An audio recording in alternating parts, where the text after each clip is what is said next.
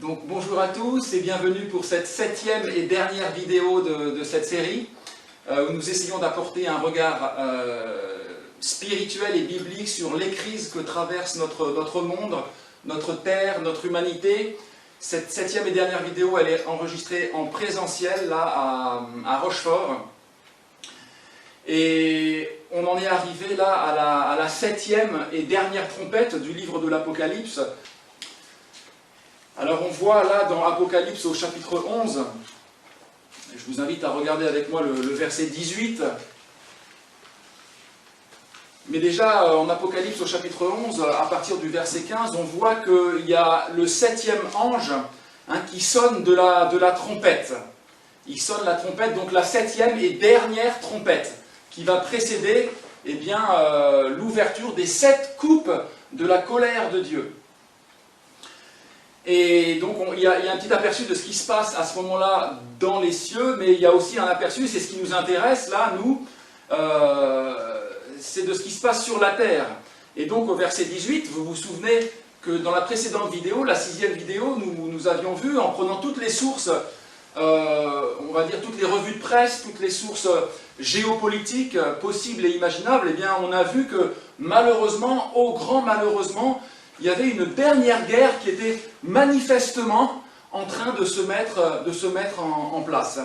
Les nations sont en train de s'irriter, de se surarmer, et l'Euphrate est en train de s'assécher, conformément à ce qui a été prévu il y a 2000 ans, et on est en train de foncer là, droit dans le mur. Et ce qui se passe au niveau de cette 7e trompette sur la terre, eh bien c'est écrit au verset 18, « Les nations se sont irritées », c'est ce qui est en train de se passer, je vous disais, « Ta colère est venue, et le temps est venu de juger les morts, de récompenser tes serviteurs les prophètes, les saints, et ceux qui craignent ton nom, les petits et les grands, et d'exterminer ceux qui détruisent la terre. » Waouh, tout un programme, et ça c'est la 7e et dernière trompette. Et la question qui se pose très solennellement à chacun d'entre nous, à vous tous qui écoutez cette vidéo, c'est, étant donné ce qui nous a été annoncé depuis 2000 ans, c'est-à-dire en fait ce qui a été vu dans les 6 vidéos précédentes, la question que l'on peut se poser, c'est est-ce que vraiment on va réussir, l'humanité va réussir à faire machine arrière et à s'en sortir par elle-même? Eh bien encore une fois, au vu des 6 vidéos précédentes et surtout le rythme auquel tout cela continue à aller et même à s'accélérer, permettez-moi d'en douter. Et je ne suis pas le seul à douter que l'humanité va pouvoir s'en sortir par elle-même. Je vous citais à plusieurs reprises ce fameux Yann Arthus Bertrand, qui, on va dire, fait un formidable travail de journaliste scientifique. Il compile les sources scientifiques et il en fait non pas des articles, mais des formidables vidéos. Et que l'on peut voir, elles sont accessibles sur Internet. Et dans une interview, Yann Arthus Bertrand en est arrivé à la même conclusion que moi et que beaucoup. Et il dit, je le cite, écoutez bien, il dit « Je crois que notre monde est prisonnier de ce que je définirais comme une religion de croissance. » Il parle là de la croissance économique. C'est cette religion qui garantit notre confort, notre santé, notre éducation, le fait d'être le 6e pays le plus riche au monde. Or, cette croissance, qui est le rêve absolu de tous les pays du monde, est en train de détruire la vie sur Terre. On a l'impression que cela ne s'arrêtera jamais. Pour nous sortir de là, que nous faut-il ? La révolution ne sera pas scientifique. On ne va pas pouvoir remplacer les 95 millions de barils de pétrole que le monde consomme chaque année. Elle ne sera pas non plus économique, car l'économie ne veut que la croissance, qui demeure le Graal absolu de tous les chefs d'État.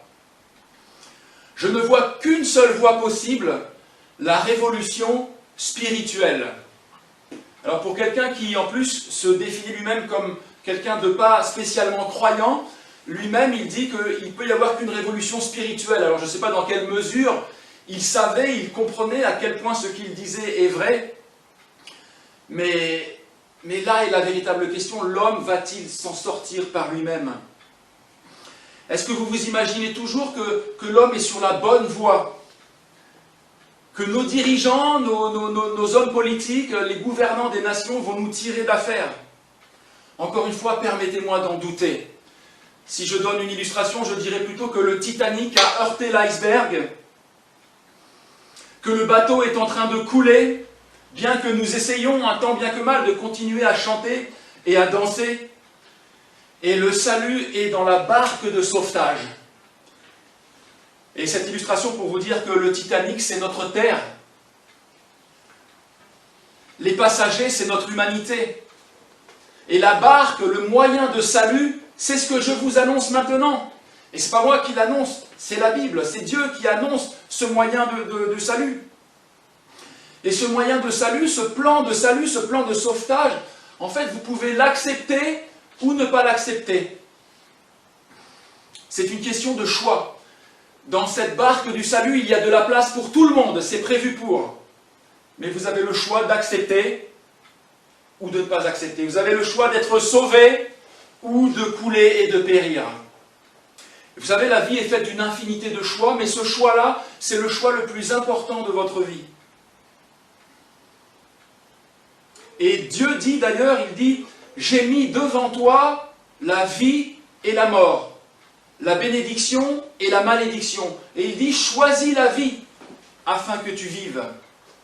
Et ça, c'est avec une perspective éternelle. Hein, il va y avoir, comme tout le monde l'attend, hein, je vous citais cette déclaration-là de l'écrivain Francis Bossuet, qui dit, en contemplant l'humanité, il dit, mais notre mémoire doit être pétrie d'éternité, parce que nous avons tous la certitude que le mal est éphémère. Et l'humanité espère sans cesse qu'elle va s'en sortir, que l'on va s'en sortir, que bientôt, il n'y aura plus de guerre, il n'y aura plus de famine, il n'y aura plus de corruption, et que la paix, la justice habitera. Et c'est ce que Dieu nous prépare. Mais la première chose, pour ce renouvellement de toutes choses, dont je parle depuis le début des vidéos, pour qu'il puisse avoir lieu, pour qu'il y ait cette ère de paix, de plénitude, de joie, de bonheur absolu, eh bien, il faut premièrement que le mal soit détruit. Il faut que le mal soit détruit. C'est indispensable. Alors, permettez-moi de vous donner une liste non exhaustive du mal qui nous fait tous souffrir, qui vous fait souffrir, et dont à la fois nous sommes tous coupables. Hein, regardez encore une fois les 6 vidéos précédentes, on a vu que c'est nous-mêmes, c'est l'humanité qui est en train de scier la branche sur laquelle elle est assise. Mais il faut que le mal soit détruit, que le mal soit éradiqué. Qu'est-ce que j'entends par le mal? Les choses qui nous font souffrir, les choses qui sont abjectes pour nous. Je pense à la pédophilie, à la violence sous toutes ses formes, les viols, à l'injustice, au pillage des peuples par les autres peuples, à la pollution, aux guerres, au génocide. Les maladies aussi sont des choses qui doivent être détruites, éradiquées. Le racisme, la corruption, je ne vois pas quel État sur Terre aujourd'hui n'est pas gangréné par la corruption au niveau de ses élites. La méchanceté, mais on peut continuer à décliner, les calomnies, les médisances, l'hypocrisie, l'égoïsme, les adultères, les tromperies, les mesquineries, etc., etc., etc. La liste est encore longue. Et vous savez, tout cela va être détruit. C'est une certitude, c'est quelque chose que la Bible, que Dieu nous affirme. Tout cela va être détruit et tout cela va être jeté à la poubelle. Tout cela va être arraché et jeté à la poubelle. Et j'utilise cette expression « à la poubelle » à dessein. Ça peut paraître un peu simpliste comme ça va être jeté à la poubelle, mais j'utilise cette expression à dessein parce que du temps de Jésus, Christ, il y avait à côté de Jérusalem, il y avait cette vallée qui s'appelait la vallée de Géhinnom, où il y avait là une immense poubelle, une immense déchetterie, une déchetterie à ciel ouvert. Dans la vallée de Géhinnom, c'est pour ça qu'elle a été appelée la Géhenne. Et dans cette grande déchetterie à ciel ouvert, on y jetait toutes les poubelles. de la ville. On y jetait les cadavres d'animaux, ce qui fait qu'il s'en dégageait une odeur pestilentielle.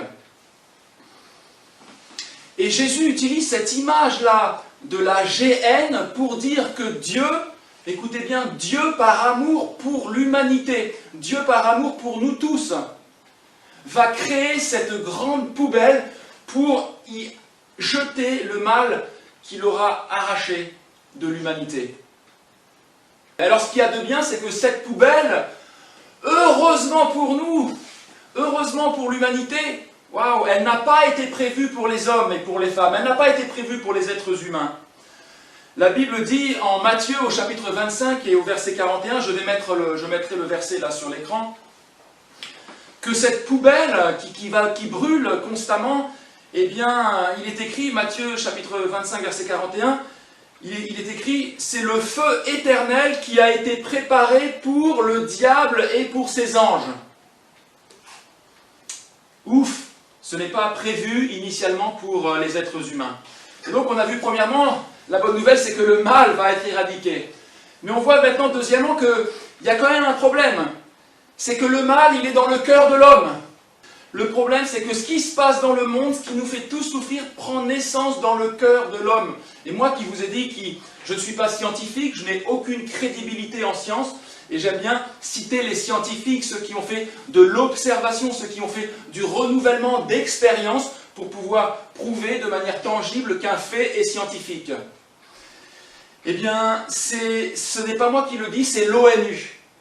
L'ONU dit que le mal prend naissance dans le cœur et dans l'esprit de l'être humain. Vous savez, l'ONU, elle a fondé en 1945 l'UNESCO, après la Seconde Guerre mondiale.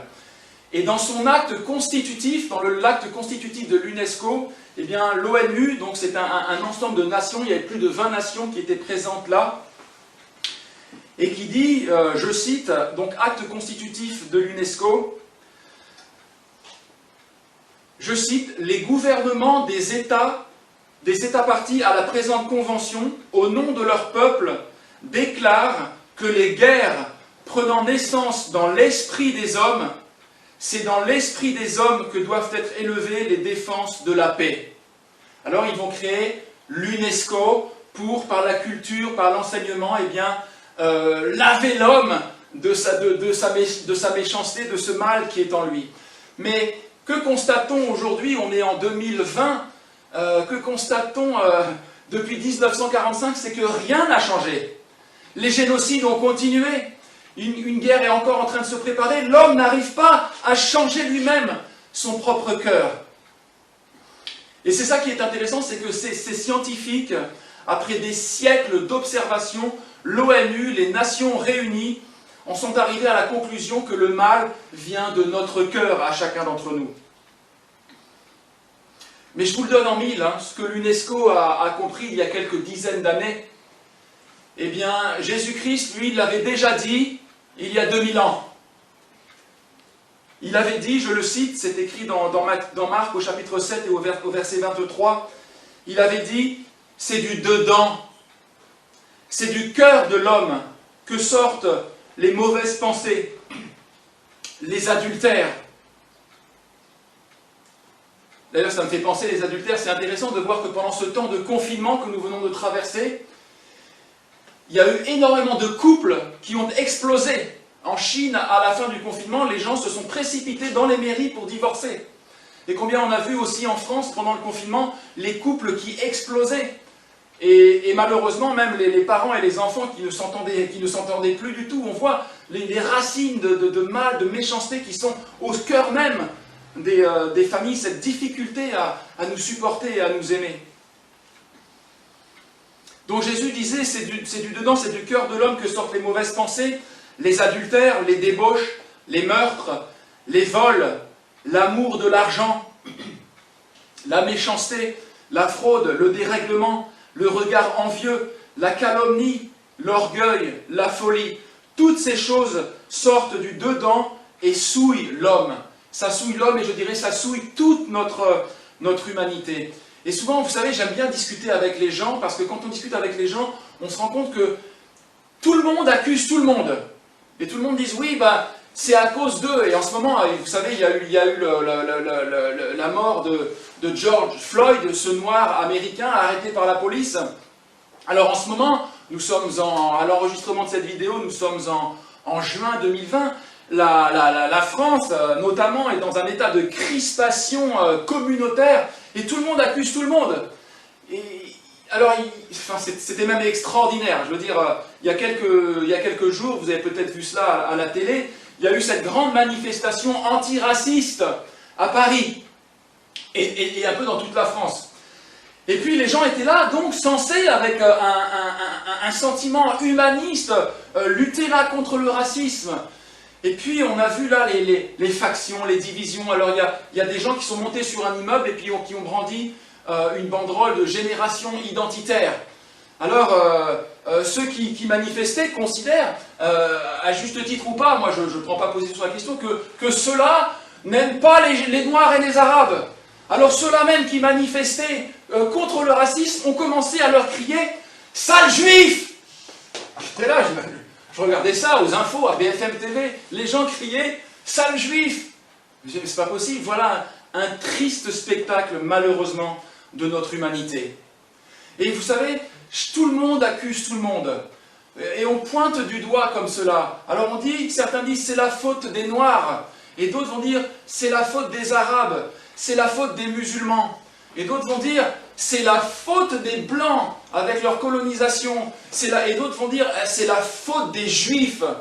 Et vous savez, tout le monde est là en train d'accuser tout le monde. Mais ce qu'on dit souvent, c'est pour ça que je pointe mon doigt vers la caméra, c'est que quand on accuse, eh bien, il y a 3 ou 4 doigts qui sont pointés vers nous et qui nous accusent nous-mêmes.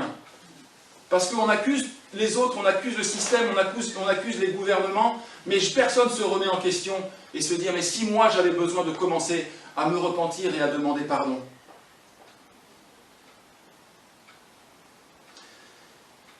Et vous savez, on accuse tout le temps les autres en pensant que nous, on va être tirés d'affaire, mais vous savez, la justice de Dieu ne va pas s'arrêter au-dessus de notre tête. Et la Bible dit que non, il n'y a point sur la terre, il n'y a point d'homme juste, pas même un seul. Et qui peut dire qu'il n'a rien à se reprocher? Qui peut dire que si toutes ces actions, toutes ces pensées étaient projetées sur un écran géant, là, publiquement, il n'aurait pas honte, il n'aurait pas des choses dont il a honte, des choses à se reprocher, et des choses pour lesquelles il aurait besoin de rédemption et de demander pardon.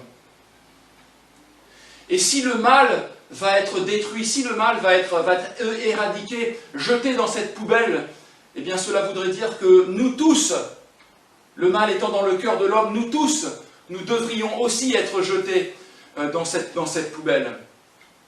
Et c'est ce qui devrait se passer effectivement. Mais heureusement, Dieu a un autre plan pour notre humanité. Dieu a un autre plan pour nous, pour notre humanité en péril. Et c'est un plan individuel. Dieu s'adresse à chacun d'entre nous personnellement, sans se défausser. Dieu appelle chacun à prendre sa responsabilité individuelle au milieu d'un désastre collectif. Et cela passe par, vous savez, la repentance. Alors la repentance, ça peut être un terme religieux qu'on n'aime pas beaucoup, mais la repentance, ça veut dire simplement se remettre en question. Ça veut dire être capable de faire demi-tour, de changer. Et la Bible dit en Actes, au chapitre 17 et au verset 31, « Dieu, sans tenir compte des temps d'ignorance, annonce maintenant à tous les hommes, en tout lieu, qu'ils ont à se repentir, parce qu'il a fixé un jour où il jugera la terre par l'homme qu'il a désigné, ce dont il a donné à tous une preuve certaine en le ressuscitant des morts. » Dieu appelle maintenant tout homme et toute femme à se repentir. Vous savez, quand j'ai fait cette... je ne sais plus c'était quelle vidéo où je parlais de l'industrie textile et à force de notre convoitise, de notre désir de posséder, de consommer toujours plus, eh bien l'industrie textile a pollué les sources d'eau et la mer tout entier. Et je disais que moi-même, j'ai été dans cette convoitise effrénée de vouloir toujours les derniers vêtements, les derniers trucs à la mode, ou les dernières voitures, ou les dernières tablettes, les derniers portables.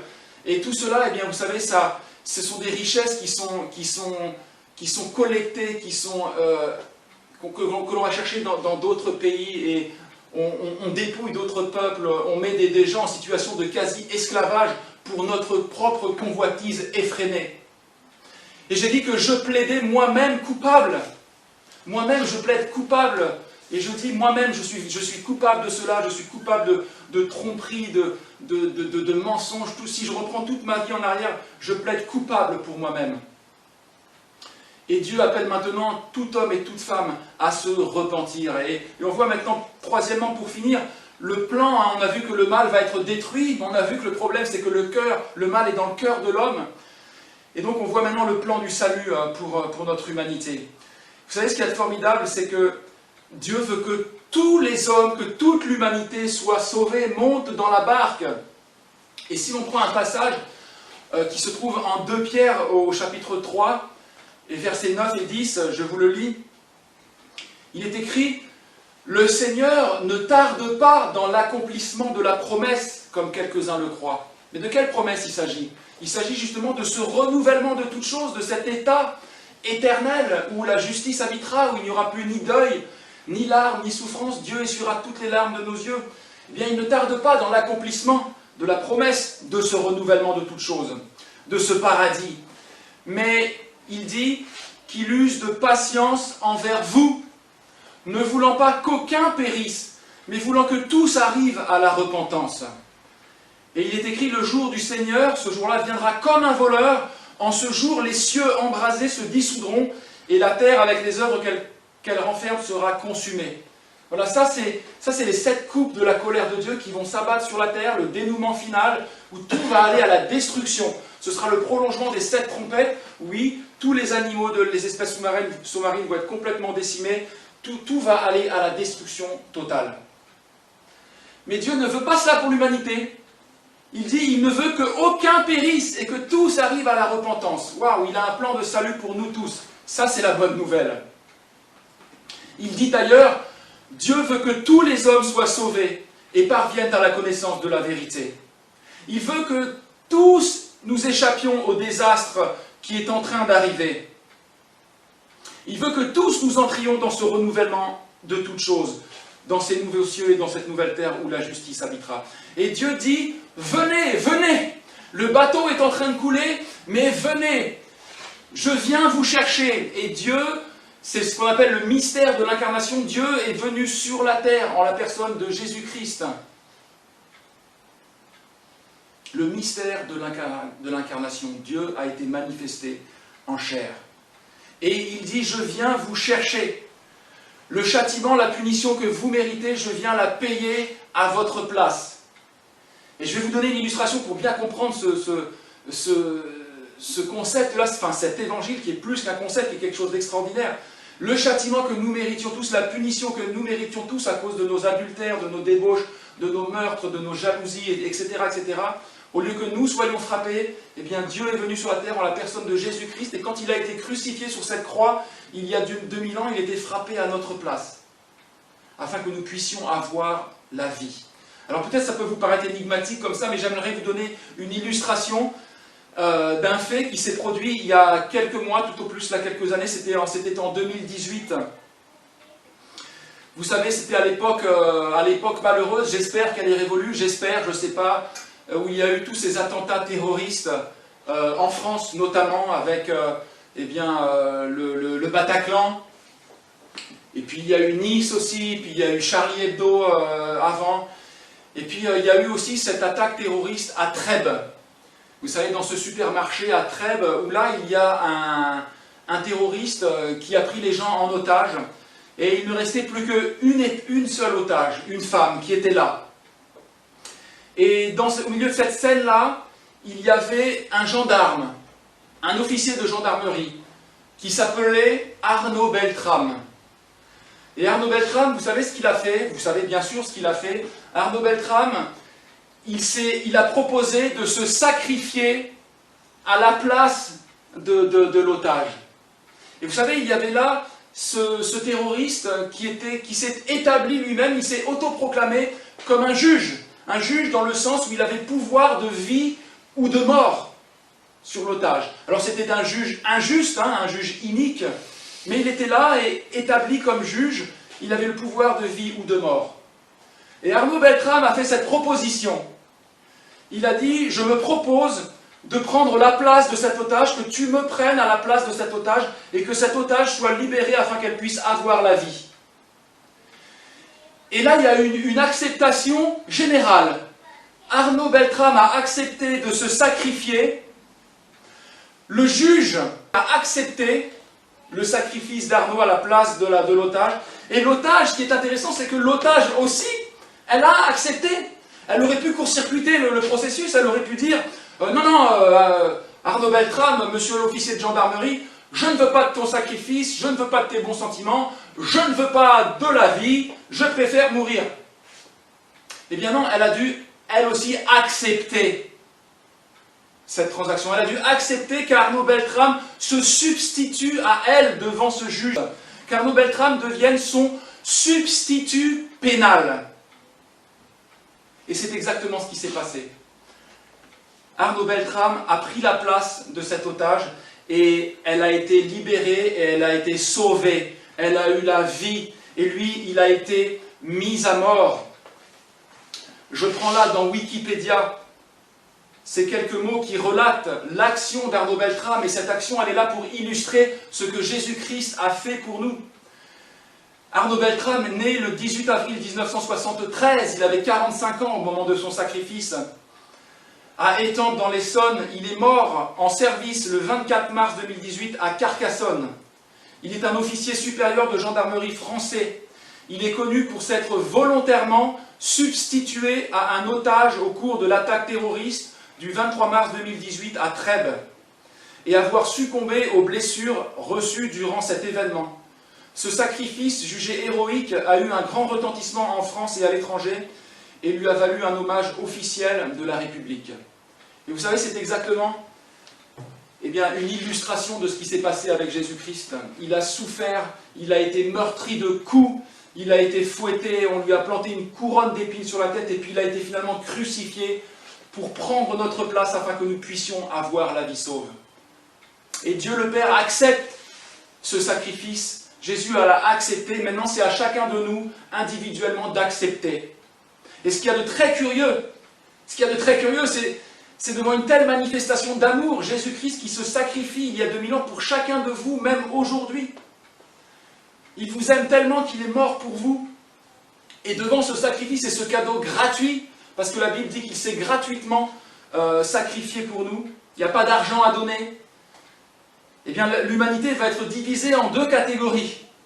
Il y a une partie de l'humanité, c'est pour ça que j'ai appelé ces séries de vidéos et cette page YouTube, l'appel des deux brigands. Parce que vous savez, comme je le disais dans la première vidéo, il y a eu deux brigands crucifiés, l'un à la droite, l'autre à la gauche de Jésus-Christ, et ils symbolisent, ils représentent notre humanité. Il y a une partie qui va dire, à l'instar d'un des deux brigands, oui, je te demande pardon, moi aussi je plaide coupable, moi aussi j'ai fait le mal, moi aussi j'ai fait souffrir des gens, je te demande pardon, et j'accepte que Jésus-Christ soit mon substitut pénal, j'accepte qu'il soit mort à la croix pour moi il y a 2000 ans, afin que je ne sois pas détruit, mais que je puisse avoir la vie éternelle et rentrer dans ce renouvellement de toutes choses.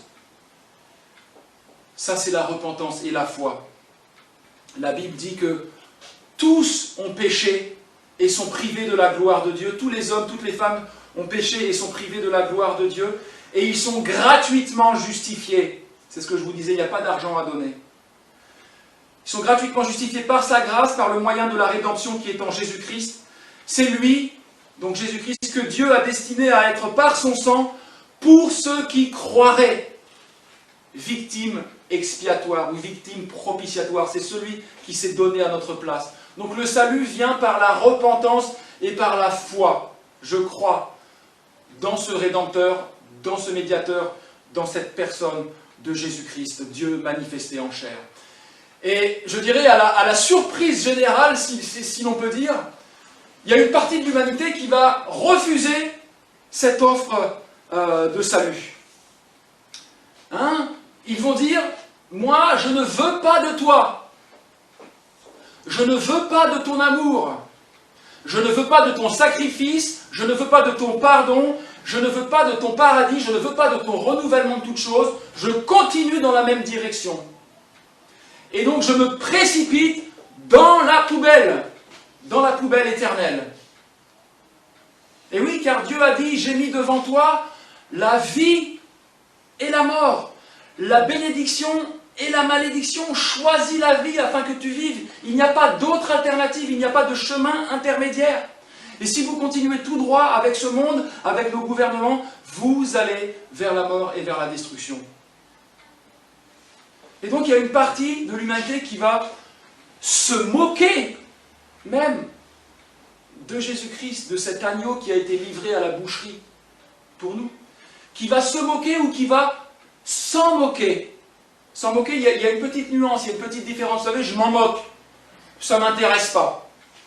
Je ne fais de lui aucun cas, j'ai rien à voir à faire avec lui. Mais vous savez, j'aimerais vous dire que l'indifférence envers une personne qui vous aime, manifester de l'indifférence envers une personne qui vous aime, c'est le pire des mépris.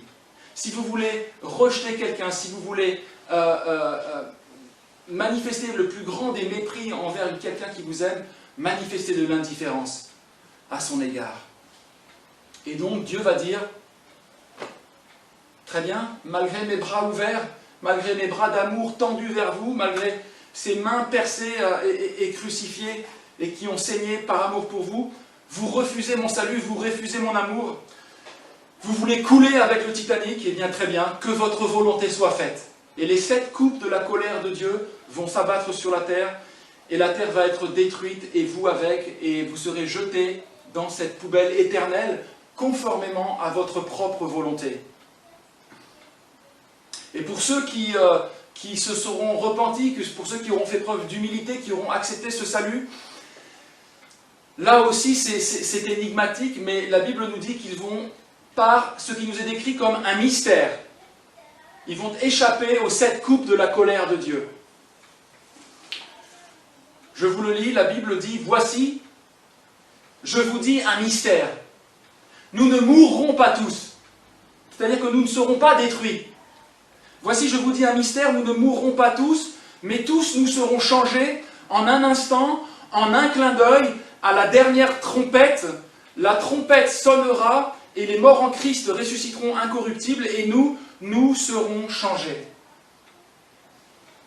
Et la Bible dit ailleurs, et c'est un mystère, car le Seigneur lui-même a un signal donné à la voix d'un archange et au son de la trompette de Dieu, descendra du ciel et les morts en Christ ressusciteront premièrement. Ensuite, nous, les vivants, qui serons restés, nous serons tous ensemble enlevés avec eux à la rencontre du Seigneur dans les airs.